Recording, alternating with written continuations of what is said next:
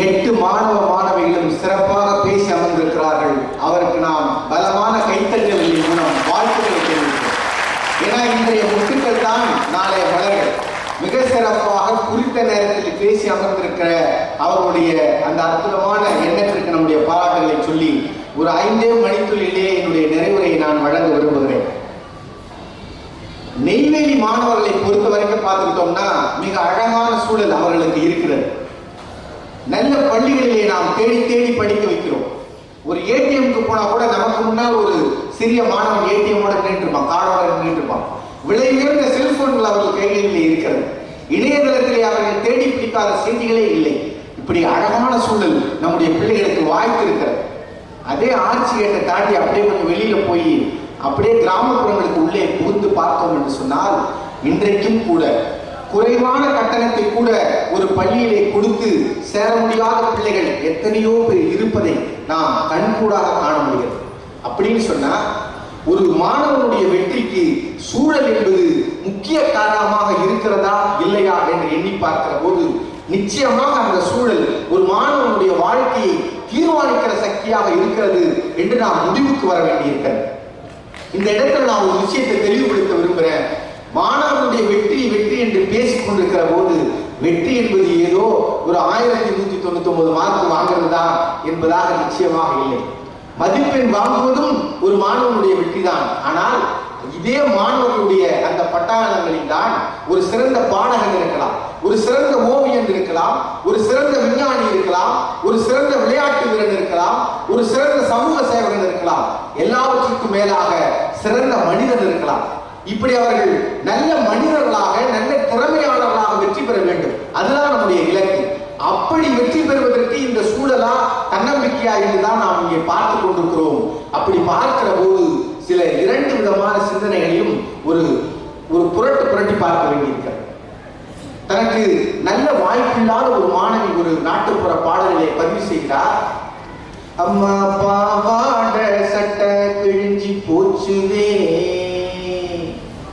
அம்மா பாவாட சட்டை கிழிஞ்சி போச்சுதே, என்ன பள்ளி கூட பிள்ளை எல்லாம் கேலி பேசுதே, பொள்ளாச்சி சந்தையில வெள்ளாட்ட வித்து புட்டு, பொள்ளாச்சி சந்தையில வெள்ளாட வித்து புட்டு, நல்ல துணி வாங்கித்தாமா, எனக்கு நல்ல துணி வாங்கித்தாமா என்று ஒரு கிராமத்தின் மூலையில் தனக்கு நல்ல துணிமணிகள் கூட இல்லை என்று சொல்லுகிற எத்தனையோ குழந்தைகளை நாம் பார்த்து கொண்டிருக்கிறோம்.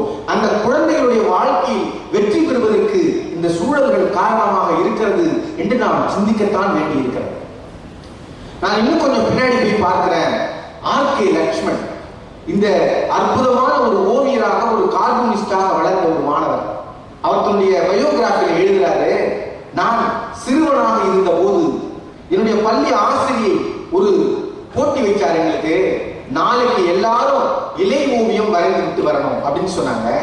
நான் வீட்டுக்கு வந்து ஒரு தாளை எடுத்து ஒரு இலையை வரைந்து எடுத்துட்டு போயிட்டேன். அடுத்த நாள் பள்ளியில் ஆசிரியரிடம் காண்பிப்பதற்காக எல்லோரும் வரிசையில் இருந்து காட்டிக் கொண்டிருந்தார்கள். நான் தயங்கி நின்றேன். ஏன்னா எனக்கு பயமா இருந்துச்சு, நம்முடைய ஆசிரியர் இதை பாராட்டுவாங்களா இல்லை தண்டிப்பாங்களான்னு நான் தயங்கி நின்று கொண்டிருந்தேன். அதை என்னுடைய ஆசிரியர் கண்டுபிடித்து விட்டார். என்னை அருகிலே அழைத்தார், என் பெயர் சொல்லி அருகிலே அழைத்தார். என்னுடைய அந்த இலை ஓவியத்தை வாங்கி பார்த்தாங்க. பார்த்துட்டு அவர் அன்றைக்கு செய்த அந்த செயல்தான் இன்றைக்கு நான் மிகப்பெரிய ஒரு கார்ட்டூனிஸ்டாக ஒரு ஓவியனாக வருவதற்கு காரணமாக இருந்தது என்று சொல்லிவிட்டு அவர் சொல்லுகிறார், என்னுடைய ஆசிரியை நான் வரைந்த அந்த ஓவியத்தை பார்த்து விட்டு எல்லோரும் பார்க்கும்படியாக அந்த இலை ஓவியத்தை தூக்கி பிடித்து, இதோ நம்முடைய மாணவன் ஆர்.கே. லக்ஷ்மண் எதிர்காலத்தில் ஒரு மிக சிறந்த ஓவியனாக வருவான் என்று பாராட்டினார். அந்த பாராட்டுதல் தான் நான் மிகப்பெரிய ஓவியனாக வருவதற்கு காரணமாக அமைந்தது தன்னுடைய பயோகிராஃபியில் எழுதுகிறாரு ஆர்.கே. லக்ஷ்மண். அது மட்டுமல்ல, ஜேம்ஸ் கேமரூன் நாமில் யாருக்குமே தெரியாத மனிதர் அல்ல அந்த மனிதர். டைட்டானிக் என்கிற ஒரு மிகப்பெரிய ஆஸ்கார் விருதுகளை பெற்ற படத்தை கொடுத்தவர். ஆனால் அவருடைய வாழ்க்கை தொடங்குகிற போது அவர் சொல்லுகிறார், என்னுடைய கதைகளை எடுத்துக்கொண்டு நான் ஏறி இறங்காத இடமே இல்லை. ஒரே ஒரு இடத்துல எனக்கு வாய்ப்பு கொடுத்தாங்க. ஆனா சம்பளம் எவ்வளவு தெரியுமா? ஒரே $1 அப்படின்னு சொன்னாங்க. அந்த $1 கூட நான் எனக்கு விடுத்த சவாலாக எடுத்துக்கொண்டு அந்த முதல் படத்தை செய்தேன். அதன் பிறகு என் வாழ்க்கையை மாறியது என்று ஜேம்ஸ் கேமரூன் பதிவு செய்தார். நமக்கெல்லாம் தெரிந்த 2 ஆஸ்கார் விருதுகளை நமக்கு வாங்கி கொடுத்த ஒரு தமிழன் நம்முடைய ஏஆர் ரஹ்மான். அவர் சொல்றாரு, என்னுடைய முதல் படத்திற்கு நான் வெறும் 25,000 ரூபாய் தான் அந்த படத்துக்காக பெற்றுக்கொண்டேன். அப்போது என்னுடைய விளம்பர படங்களிலேயே எனக்கு நிறைய வருமானம் வந்து கொண்டிருந்தது. ஆனாலும் கூட இந்த சினிமாவின் மூலமாக என்னுடைய இசை திறமையை எல்லா மனிதருக்கும் சென்று சேர்க்க வேண்டும் என்கிற காரணத்தினால் குறைந்த சம்பளத்தை நான் ஏற்றுக்கொண்டு என்னுடைய திறமையை வெளிப்படுத்துகிற ஒரு வாய்ப்பாக அந்த சூழலை உருவாக்கி கொண்டேன்னு ஏஆர் ரஹ்மான் சொல்லுகிறார். இன்னும் இப்படி நீங்கள் கொஞ்சம் போய் பார்த்தீங்கன்னா நம்முடைய இலக்கியங்கள் ஒரு மிகப்பெரிய அரசு அவைக்குள்ளே புகுந்து ஒரு நாட்டினுடைய குடிமகளாக இருக்கக்கூடிய ஒரு பெண் கண்ணகி அந்த அரசவைக்குள் புகுந்து அந்த நாட்டினுடைய அரசனாக இருக்கிறவனை பார்த்து தேரா மன்னா என்று கூப்பிடுகிறார். எவ்வளவு பெரிய நம்பிக்கை வேணும் பாருங்க. தேரா மன்னா என்று சொன்னால் தேர்ந்து பார்க்கிற, ஆராய்ந்து பார்க்கிற அறிவில்லாத அரசனேன்னு பொருள். தேரா மன்னா செப்பது உடைய எல்லொரு சிறப்பின் இமையவர் வியப்பை என்று அவள் பேசுகிற அந்த நீண்ட வசனத்திலே அவருடைய நம்பிக்கை வெளிப்படுகிறது. அது மட்டுமல்ல, இந்த நாட்டில் என்னுடைய கணவனை நான் காண்பேன், மீண்டும் என்னுடைய கணவனை காண்பேனை இதொன்று, காதல் கணவனை காண்பேன் இதொன்று என்று சொல்லி கண்டுவிட்டு அவன் வாயால் தீந்தரும் நல்லுரை கேட்பனை இதொன்று சபதம் போடுகிறார். அவள் சொன்னதை போலவே செய்தும் காட்டுகிறார். இது கண்ணகியினுடைய வாழ்க்கை வரலாறு. இந்த பக்கம் நீங்க பாஞ்சாலி சபதம், பாரதியாருடைய பாஞ்சாலி சபதத்தை எடுத்து பார்த்தா அங்கேயும் ஒரு பெண் ஒரு மிகப்பெரிய தன்னம்பிக்கையோடு ஒரு சட்டப்பூர்வமான ஒரு விவாதத்தை தொடங்கி வைக்கிறார். அவள்கிட்ட ஓடி போய் அவன் சொல்றான், உன்னுடைய கணவன் உன்னை தோற்று விட்டான், உன்னை அரசவைக்கு அழைக்கிறார்கள் என்று சொல்லுகிற போது பாஞ்சாலி சொன்னால், என் கணவன் என்னை தோற்று பின் தன்னை தோற்றானா, தன்னை தோற்று பின் என்னை தோற்றானான்னு ஒரு மிகப்பெரிய விவாதத்தை தொடங்கி வைக்கிறார். அவள் அரசவைக்கு வந்த பிறகு கூட அங்கே இருந்தவர்கள் எல்லாம் நடுங்கி போகிற அளவுக்கு வீரமாக முழக்கமிட்டார் என்று பாஞ்சாலி சபதத்தை படிக்கிற போது நமக்கு தெரிகிறது. இன்னொரு பக்கம் நம்முடைய மிகப்பெரிய காப்பியங்களாக இருக்கக்கூடிய மகாபாரதம், ராமாயணம் நீங்க எடுத்து பார்த்தீங்கன்னா நல்ல மனிதனாக வாழ்ந்தவன் ராமன். ஆனால் அவனுக்கு ஒரு சூழல் ஏற்பட்டது, அவன் 14 ஆண்டுகள் அந்த வனவாசம் அனுபவிக்க வேண்டும் என்று. இங்கே மகாபாரதத்திலே பாண்டவர்களுக்கும் ஒரு சூழல் தான் காரணமாக இருந்தது, அவர்கள் வனவாசம் போக வேண்டும் என்று. இப்படி இந்த இலக்கியங்கள் எல்லாம் சூழலை ஒரு பக்கம் காட்டுகிறது, நம்பிக்கையும் ஒரு பக்கம் காட்டுகிறது. நம்முடைய தேசத்தினுடைய வரலாறுக்கு நாம் வருகிறோம். ஒரு சுப்பிரமணிய சிவா இந்த நாட்டுக்காக சுதந்திரத்திற்காக போராடிய காரணத்தினால் சிறை அனுபவித்தவர். அந்த சிறையில் அவருக்கு கொடுத்த பரிசு தொழுநோய். ஒரு சுப்பிரமணிய சிவா மட்டுமா, எத்தனை தியாகிகள். ஒரு வாவு சிதம்பரனார், செப்பிழுத்த செம்மல்னு சொல்றோம், மிகப்பெரிய படிப்பாளி, மிகப்பெரிய செல்வந்தர். ஆனால் ஒரு தமிழன் இந்த நாட்டுக்காக கப்பலை விட வேண்டும் என்பதற்காக தன் சொத்துக்களை எல்லாம் இந்த தேசத்திற்காக தியாகம் செய்த வஉசி சிறைக்குள்ளே செக்கிழுத்தார். அதனால செக்கிழுத்த செம்மல்னு அவருக்கு சொல்றோம். 23 வயது கூட நிரம்பாத பகத்சிங், அந்த பகத்சிங் தூக்கு மேடைக்கு வருகிறார். அவருடைய நண்பர்களோடு சுகதேவ், ராஜகுரு, பகத்சிங் என்று தூக்கு மேடைக்கு வருகிற போது அங்கே நின்று கொண்டிருந்தவர்களை பார்த்து பகத்சிங் சொல்லுகிறார், நீங்கள் கொடுத்து வைத்தவர்கள், நீங்கள் கொடுத்து வைத்தவர்கள். ஏன் தெரியுமா? இந்த தேசத்து இளைஞர்கள் தன்னுடைய நாட்டுக்காக தன்னுடைய உயிரை தியாகம் செய்வதை பார்ப்பதற்கு, சிரித்த முகத்தோடு தூக்கு மேடையை முத்தமிட பார்ப்பதற்கு நீங்கள் கொடுத்து வைத்தவர்கள் என்று சிரித்த முகத்தோடு தூக்கு கயிற்றை முத்தமிட்ட ஒரு பகத்சிங் இந்த தேசத்திற்கு தன்னுடைய உயிரை தன்னுடைய நம்பிக்கையால் ஈர்த்திருக்கிறார். அது மட்டுமல்ல, அவன் எப்படிப்பட்ட சூழலில் இருந்தான், அவனை தூக்கு கயிற்றில் முத்தமிட போகிறாய் என்று சொல்லி தூக்கு தண்டனை விதிக்கப்பட்டு ஜெயிலுக்குள் இருக்கிறான், சிறைக்குள் இருக்கிறான். அது ஒரு ஆச்சரியமான மருத்துவ குறிப்பு. அவனுடைய உடல் எடையை பரிசோதிக்கிற அந்த மருத்துவர்கள் வியந்து போகிறார்கள். தூக்கு தண்டனை நிர்ணயிக்கப்பட்ட ஒரு கைதி, சிறைக்குள் இருக்கிற ஒரு கைதி, அவனுடைய உடல் எடை கூடிக்கொண்டே போகிறது. அப்படியானால் அந்த சூழலில் கூட தன்னுடைய நம்பிக்கையை விட்டுக் கொடுக்காத ஒரு மனிதனாக பகத்சிங் வாழ்ந்திருக்கிறார் என்று நமக்கு தெரிகிறது. ஒரு பகத்சிங் மட்டுமல்ல, ஒரு குடிகாத்த குமரன் தன்னுடைய ஒரு 19 வயதுல இந்த தேசத்திற்காக தியாகம் செய்வதற்காக குடியை எடுத்துக்கொண்டு ஓடுகிறான். அவங்க அம்மா கேட்கிறாங்க, ஊருக்கு போயிருக்கிற உன் மனைவி திரும்பி வந்து கேட்டால் நான் என்னப்பா பதில் சொல்வது என்று கேட்கிற போது குமரன் சொன்னான், அம்மா, நான் தொட்டி தாலி கட்டிய மனைவியை விட என்னை ஈன்ற தாய் எனக்கு பெரியவள். என்னை 10 மாதம் சுமந்து பெற்ற என் தாயை விட என் தாய்நாடு பெரியது என்று நான் சொன்னேன் என்று அவரிடம் சொல்லிவிடுங்கள் என்று போனவன் தான் திரும்பி வரவே இல்லை. அந்த சூழலில் அவன் உயிரை ஒரு 19 வயதுல தியாகம் செய்த ஒரு குமரன். இன்னும் இப்படி அடுக்கிக் கொண்டே போகலாம். அண்ணல் காந்தியடிகள் ஒரு போராட்டத்துக்கு போறார். அவரை கைது செய்தாங்க. அவரை கைது செய்கிற போது அவருடைய துணைவியார் கஸ்தூரிபா கூட இருக்கிறாங்க. அவங்க சொல்றாங்க, நீங்கள் என் கணவரை கைது செய்தால் உடனடியாக இந்த போராட்டத்திற்கு நான் தலைமை தாங்குவேன்னு சொல்றாங்க. அதை போலவே தலைமையும் தாங்கி ஒரு மிகப்பெரிய போராட்டத்தை அந்த பெண்மணி அவர் நடத்துகிறார். இப்படி இந்த தேசத்திற்காக உயிர் கொடுத்தவர்கள் அன்றைக்கு இருந்த சூழலை பார்த்தாங்க. இந்த சூழலில் இந்த சுதந்திர போர் தேவை.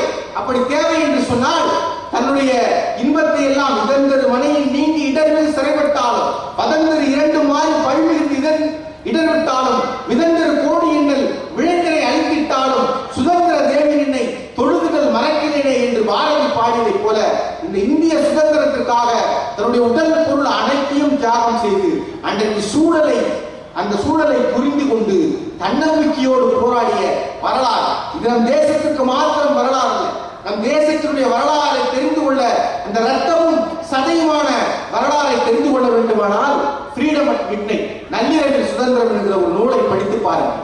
இந்த இந்திய சுதந்திர போராட்டம் கடைசி நேரத்திலே இந்திய பாகிஸ்தான் பிரிவினையின் போது எத்தனை உயிர்கள் தியாகம் செய்யப்பட்டன என்று அந்த நூலிலே மிக அழகாக பதிவு செய்யப்பட்டிருக்கிறது. நம்முடைய தேசத்திற்கு மாத்திரம் இல்லை நண்பர்களே, உலகத்தினுடைய எல்லா தேசத்தினுடைய வரலாறுகளையும் நீங்கள் எடுத்து பார்த்தால் அன்றைக்கு இருந்த அந்த சூழலை புரிந்து கொண்டு அந்த சூழலை மாற்றி அமைக்க வேண்டும் என்கிற காரணத்திற்காக போராடியவர்களுடைய பட்டியல் தான் சரித்திரமாக இருக்கிறது. எந்த மனிதன் சரித்திர மனிதனாக ஆகிறான் என்று சொன்னால் சூழலை எவன் ஒருவன் புரிந்து கொள்கிறானோ அந்த சூழலில் இருந்து உந்து சக்தி பெறுகிறான். முதலில் ஒருத்தன் சூழலில் இருந்து ஒரு உந்து சக்தி பெறுகிறான். இரண்டாவது, அந்த சூழலுக்கு எதிராக அவன் போராடுகிறான். மூன்றாவது, அந்த சூழலை மாற்றி ஒரு புதிய சூழலை அமைக்கிறான். இதுதான் உலக வரலாற்றில் இருந்து நாம் கற்றுக்கொள்ளக்கூடிய 3 பாடங்களாக இருக்கிறது. ஒரு கியூபா தேசத்திலே ஃபிடல் காஸ்ட்ரோ 40 ஆண்டுகள் தொடர்ந்து ஜனாதிபதியாக இருந்தவர். அவரை போராட்டத்திலே கைது செய்கிறார்கள். அப்போது ஃபிடல் காஸ்ட்ரோ சொல்கிறார், நீங்கள் என்னை கைது செய்திருக்கிறீர்கள், ஆனால் வரலாறு என்னை விடுதலை செய்யும் என்று ஃபிடல் காஸ்ட்ரோ சொன்னார். அப்படியே வரலாறு அவரை விடுதலை செய்து 40 ஆண்டுகள் ஜனாதிபதியாக இருந்தார். ஒரு தென்னாப்பிரிக்காவிலே சமீபத்திலே மறைந்த ஒரு மாமனிதர் 27 ஆண்டுகள் சிறைக்குள்ளே இருந்தார். அந்த தென்னாப்பிரிக்காவினுடைய விடுதலைக்காக காந்தி அங்கு எப்படி போராட்டத்தை தொடங்கினார் என்று அற்புதமாக சொன்னார். அந்த தென்னாப்பிரிக்காவில் 27 ஆண்டுகள் நீங்கள் யோசித்து பாருங்கள். ஒரு மனிதனை ஒரு நாள் முழுக்க ஒரு தனி அறையில் அடைத்து வைத்தால் கூட அவன் பைத்தியமாக விடுவான்.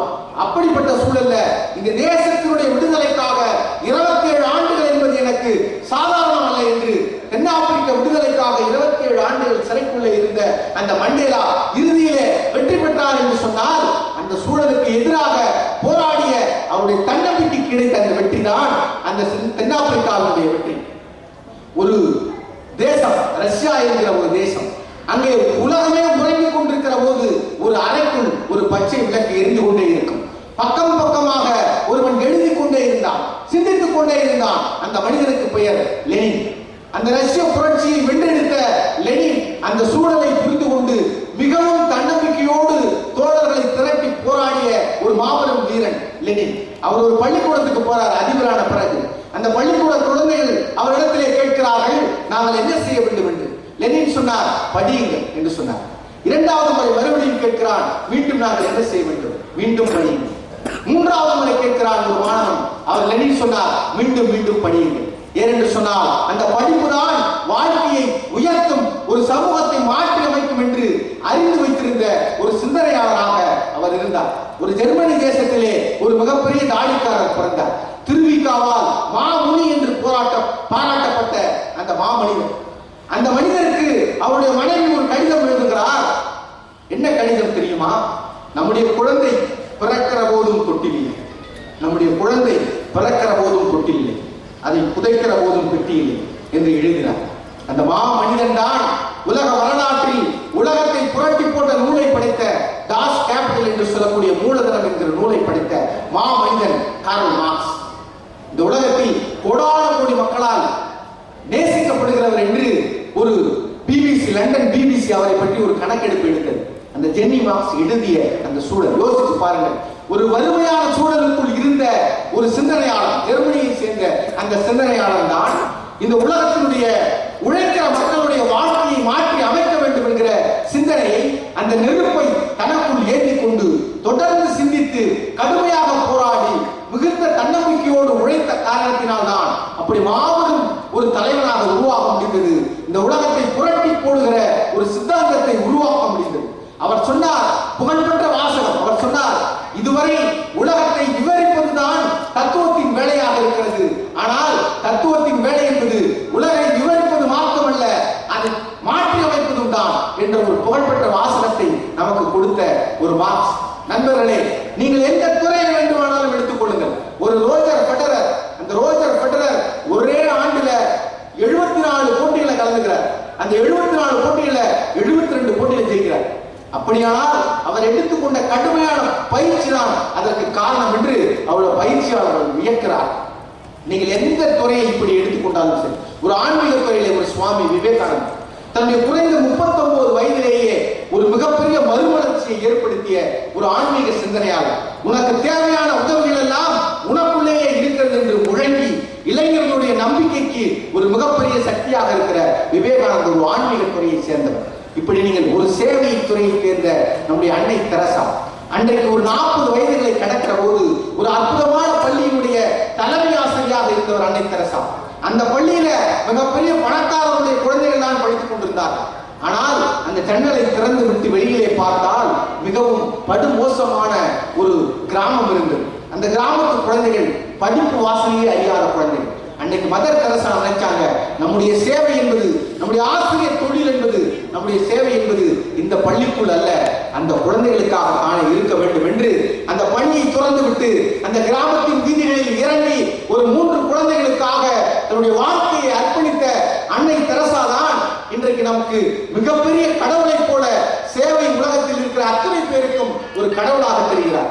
உலகத்தில் அத்தனை பேரும் வாழ்ந்து கொண்டிருப்பவர்களுக்காக இல்லம் அமைக்கிற போது இறந்து கொண்டிருப்பவர்களுக்காக இல்லம் அமைத்த ஒரே பூமியின் தேவதை மதர் தெரசா. இப்படி நீங்கள் எந்த துறையை எடுத்துக்கொண்டாலும் சரி, அந்த துறையிலே இருக்கிற சூழலை பயன்படுத்திக் கொண்டவர்கள், அந்த சூழலில் இருந்து அந்த சூழலை மாற்றி அமைக்க வேண்டும் என்று போராடியவர். இப்படி 2 பேரையும் நாம் பார்த்து கொண்டே போகலாம். அன்பான குழந்தைகளே, ஒரு செய்தியை சொல்லி நான் நிறைவு செய்ய விரும்புகிறேன். மாணவர்களாகிய உங்களுக்கு இந்த வாழ்ந்து காட்டிய இந்த மகத்தான மனிதனுடைய பட்டியல் ஏன் சொன்னேன் என்று சொன்னால், இன்னும் ஒரு மனிதரை குறிப்பிட வேண்டும். அந்த மனிதன் நெப்போலியன். ஏன்னு சொன்னால், ஒரு அலெக்சாண்டருக்கு அவருடைய தந்தையே ஒரு அரசராக இருந்தவர். அந்த இடத்திலிருந்து அவர் மேல ஜெயிப்பதற்கு அவருக்கு சுலபமாக இருந்தது. ஆனால் நெப்போலியனுக்கு அப்படி அல்ல.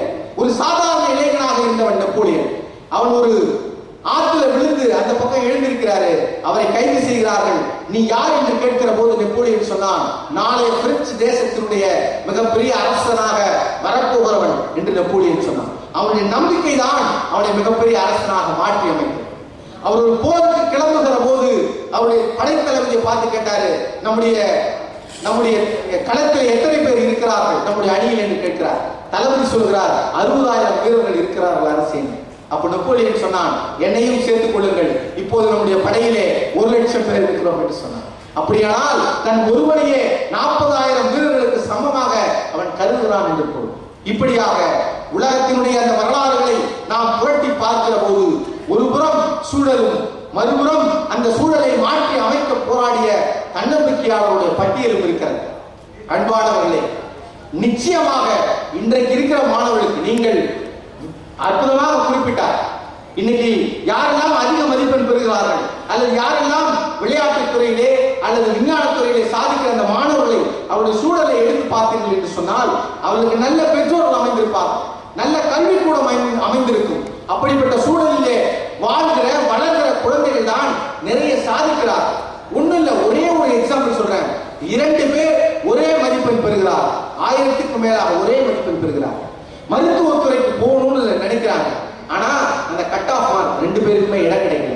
அப்போ ஒரு மாணவன் அந்த படிப்பை, அவனுடைய கனவை கைவிட்டு விட்டு வேறு ஒரு படிப்புக்கு போயிடுறான். ஆனா இன்னொரு பெற்றோர் இந்த நம்முடைய பையன் நிச்சயமா இந்த படிப்பு படிச்சே ஆகணும் அப்படின்னு சொல்லி அவரிடத்திலே நிறைய பணம் இருந்த காரணத்தினால் லட்சக்கணக்கான பணத்தை கொடுத்து வேறொரு தனியார் கல்லூரியிலே அவனை மருத்துவ படிப்பு படிக்க வைக்கிறார். யோசிச்சு பாருங்க, சூழல் என்பது ஒரு மாணவனுக்கு சாதகமாக இருந்தால் அவன் மேலும் கூட வெற்றி பெற முடியும் என்கிற எண்ணம் நமக்கு வருகிறது.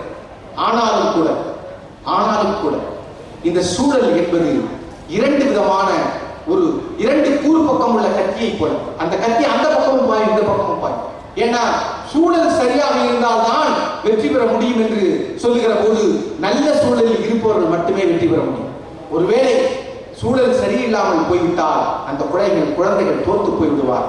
அன்பான குழந்தைகளே, இன்றைக்கு நமக்கு என்ன தேவை என்று சொன்னால் நிச்சயமாக நல்ல சூழலை அமைத்து கொடுக்க வேண்டியது நமக்கு கடமையாக இருக்கிறது. இந்த தேசத்தினுடைய கடமை, இந்த தேசத்தை ஆளுநர்களுடைய கடமை, நம்மை போன்ற சமூக ஆளுநர்களுடைய கடமை லட்சோப லட்ச குழந்தைகளுக்கு நல்ல சூழலை உருவாக்கி கொடுக்க வேண்டியது. அந்த பொறுப்பை நாம் கை கழுவி விட முடியாது.